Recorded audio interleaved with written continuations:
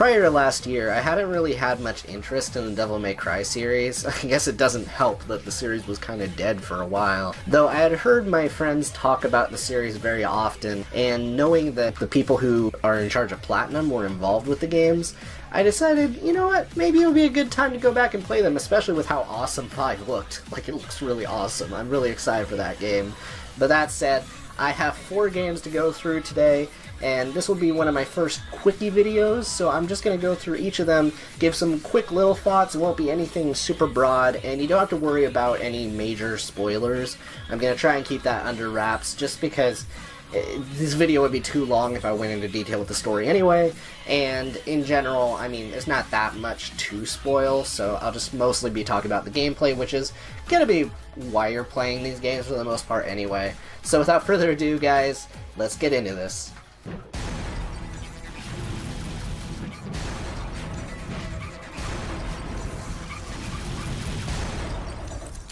Let's rock, baby.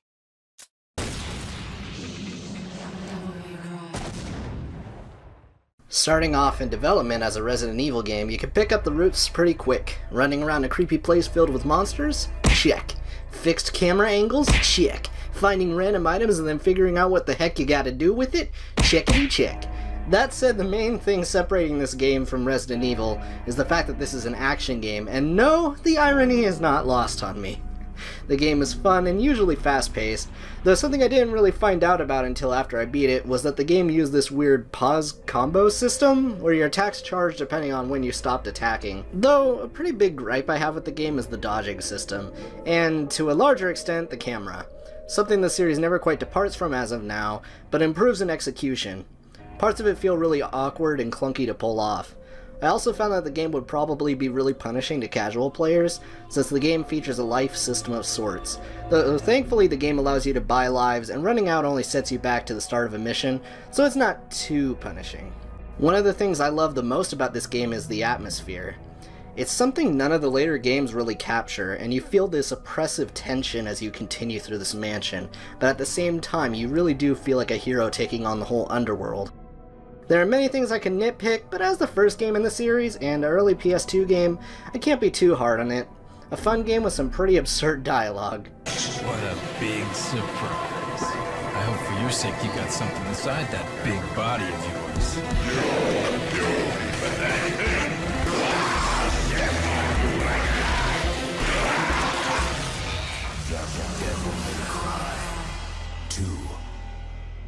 So, I'm gonna say this up front.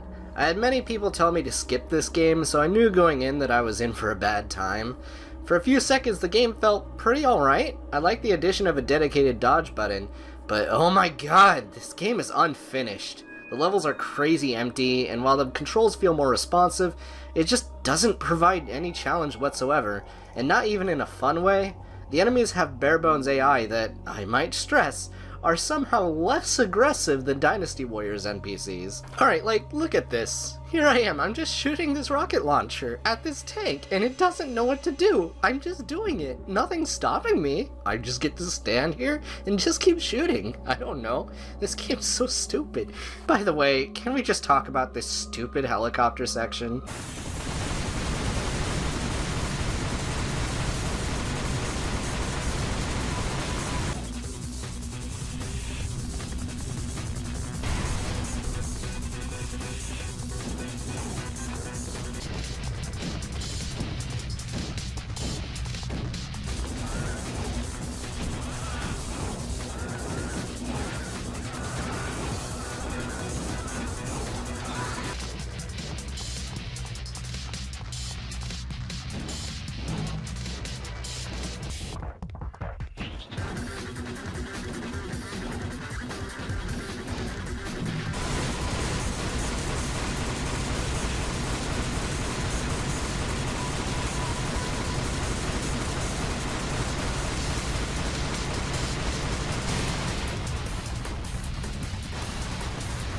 Something that also really nettles me is how Dante is handled. He is just so boring.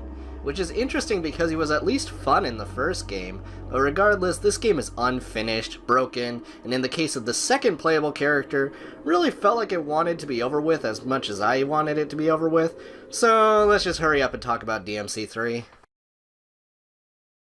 Alright, so it was around this point I started to get kind of concerned.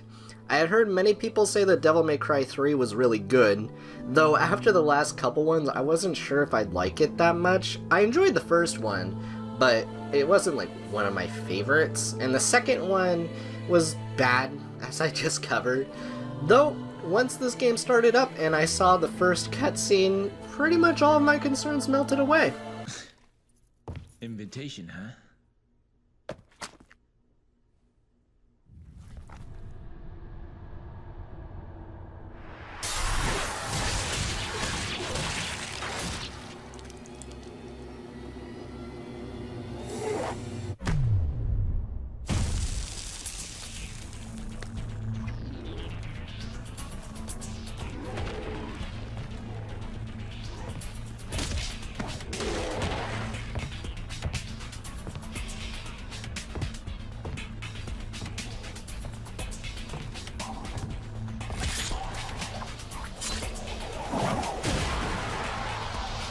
This party's getting crazy. Let's rock.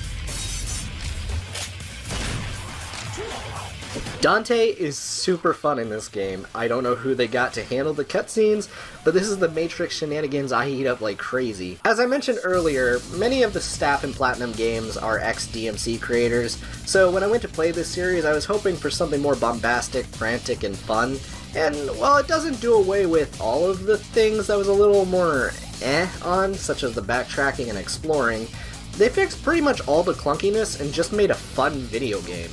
What really surprised me though was the story.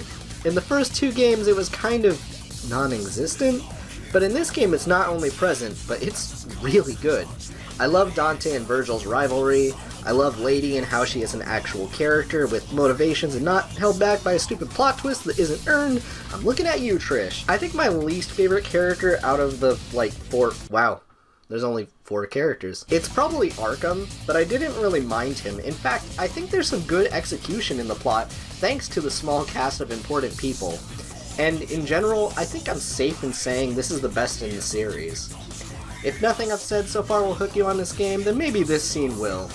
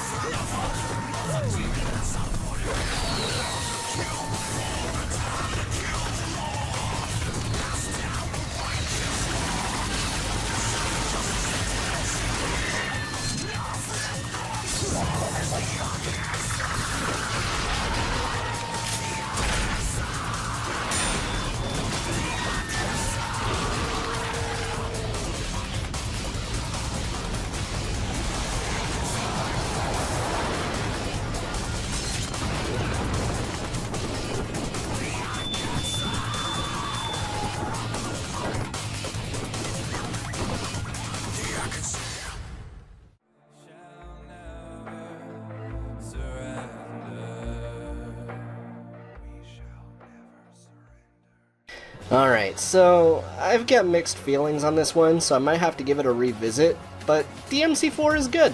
Mechanically, it takes everything that worked about 3 and just makes it better.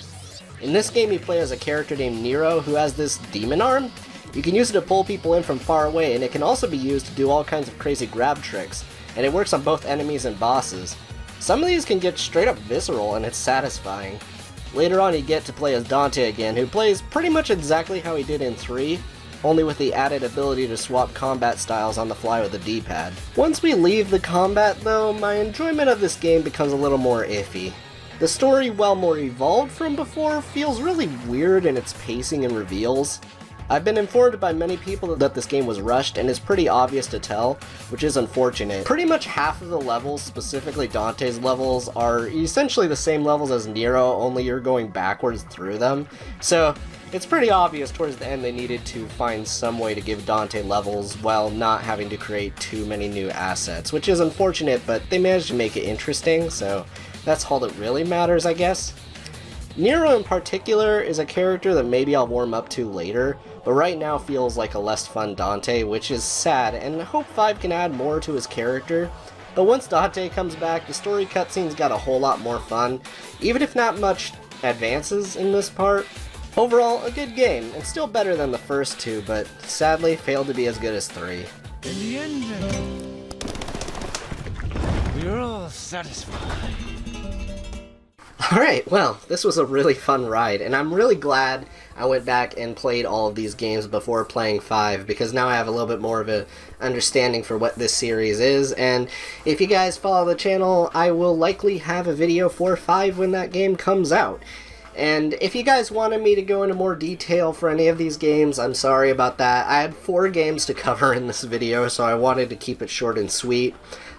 If there's any, disappointment I had overall about these games is I wish it was a little more consistent with its quality.